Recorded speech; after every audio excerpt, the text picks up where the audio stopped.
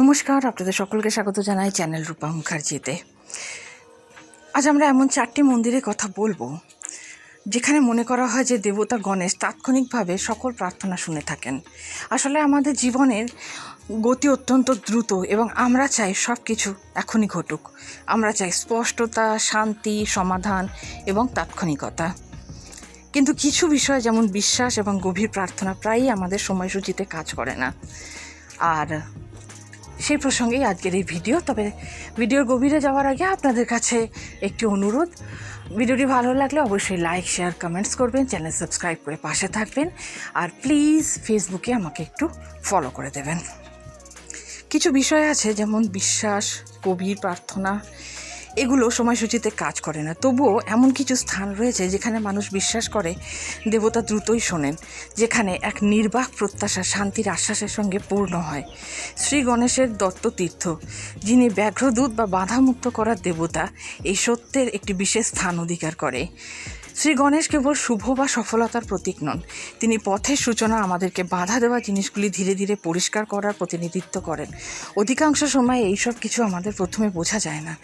কিছু বিশেষ মন্দির দর্শন করলে মানুষ বলে থাকেন এই তীর্থস্থান দ্রুত প্রতিক্রিয়া দেয়, কারণ জাদু আমাদের সময়সূচিতে ঘটে না, বরং উপস্থিতি এবং বিশ্বাস একটি মুহূর্ত তৈরি করে যা সব কিছু বদলে দিতে পারে।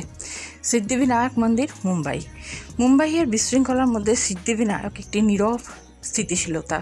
এই মন্দির আমাদের শেখায় যে প্রার্থনা কেবল ব্যক্তিগত নয়, এটি হাজারো মানুষের প্রত্যাশার মাধ্যমে জেগে ওঠে, একটি সমষ্টিগত বিশ্বাস করে তোলে যা কোনো একক কণ্ঠের চেয়ে শক্তিশালী। অবিলম্বে আশীর্বাদের গল্পগুলো কেবল অলৌকিকতা নয়, তারা মনে করিয়ে দেয় যে ভাগ করে নেওয়া, একসঙ্গে ধরা বিশ্বাস পাহাড় হটিয়ে দেয়, অথবা অন্তত সামনে থাকা পাহাড়গুলোকে সরিয়ে দেয়। যখন আপনি সেখানে দাঁড়ান, আপনি বুঝতে পারেন আপনার প্রার্থনা একটি বৃহত্তর প্রবাহের অংশ, এবং কখনো কখনো সেটা সত্যিই যথেষ্ট পরিবর্তনের জন্য। রকফোর্ট উচিপিল্লাইয়ের তীর্থ, তামিলনাড়ু। একটি পাথরে ওঠা এই মন্দির আমাদের ডাকে জীবনযুদ্ধের শব্দ থেকে বিরত করতে থাকে, দ্রুত চিন্তাভাবনা ছেড়ে দিয়ে বিস্তৃত দৃষ্টিতে দেখার জন্য। এখানে প্রার্থনা করলে নিজেকে পার্সপেক্টিভের উপর একটি ধ্যানের মতো মনে হয়। কখনো কখনো আমাদের সমস্যা দ্রুত সমাধান হয় না, বরং অন্যভাবে দেখতে একটু জায়গা, অনিশ্চয়তার মধ্যে ধৈর্য খোঁজা, সেই স্থিরতায় এই মন্দির একটি উপহার দেয়। অপেক্ষা ব্যর্থতা নয়, বরং প্রস্তুতি। কানিপাকাম গণেশ মন্দির, অন্ধ্রপ্রদেশ।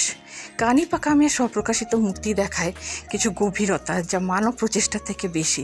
এটি ধারণা দেয় যে কিছু সমস্যার সমাধান আমাদের প্রচেষ্টা থেকে আসে না, বরং এক অদেখা উপস্থিতি থেকে, যা দেখছে ও পরিচালনা করছে। যখন এখানে প্রার্থনা তাৎক্ষণিক উত্তর পায়, এটি এক শান্তিপূর্ণ আমন্ত্রণ যে জীবনযাত্রার প্রবাহ আমাদের নিয়ন্ত্রণের বাইরে ও সম্পূর্ণ বুঝতে পারার বাইরে চলে। সেই বিশ্বাসে মুক্তি থাকে, ভয় থাকে, সন্দেহ থেকে এবং অনির্দিষ্ট বাধাগুলো থেকে মুক্তি মেলে। কখনো কখনো যা ঠেকতে হয় সেটি হয় দ্রুত কৃপা, যেখানে আমরা সেই বৃহত্তর প্রবাহের সঙ্গে সম্পূর্ণ সমন্বয় সাধন করি। গণেশ টক, সিকিম। হিমালয়ের পাহাড়ের উপরে গণেশ টক দূরে জনতার থেকে। এখানে উত্তর আসে শব্দ বা চিহ্নে নয়, বরং নীরবতা, পর্বত, বিশাল আকাশ এবং সময় নিজের ধৈর্য সহকারে প্রসারিত এই নীরবতা। এই মন্দির মনে করিয়ে দেয় যে কখনো কখনো সবচেয়ে সম্পূর্ণ উত্তর যেটি আমাদের শান্তি দিতে পারে, সেটি হলো সেই প্রার্থনা যা আমাদের শান্তিতে ডাকে। যখন আমরা আমাদের মন শান্ত করে মন খোলার জন্য, তখন আমরা শুনতে পাই যে আমাদের বাইরে থেকে নয়, ভেতর থেকে। তাৎক্ষণিক উত্তর হয় সেই মুহূর্ত যেখানে আমরা খোঁজ বন্ধ করি ও শুনতে শুরু করি। অতি তৎক্ষণাৎ উত্তর থেকে অনেক কিছু বেশি, একটি গভীর জ্ঞান। প্রার্থনা কেবল চাওয়া নয়, শোনা। এবং কখনো কখনো চমকপ্রদ ঘটনাটি নিজে উত্তর নয়, বরং সেটি গ্রহণের জন্য যে স্থান আমরা তৈরি করি।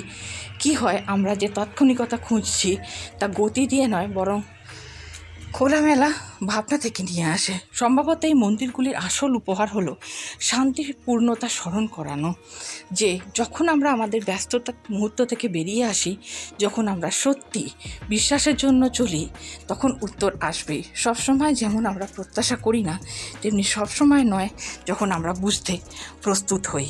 কেমন লাগলো আজকের ভিডিওটি জানাতে ভুলবেন না। আজকে এই পর্যন্তই, ধন্যবাদ, নমস্কার।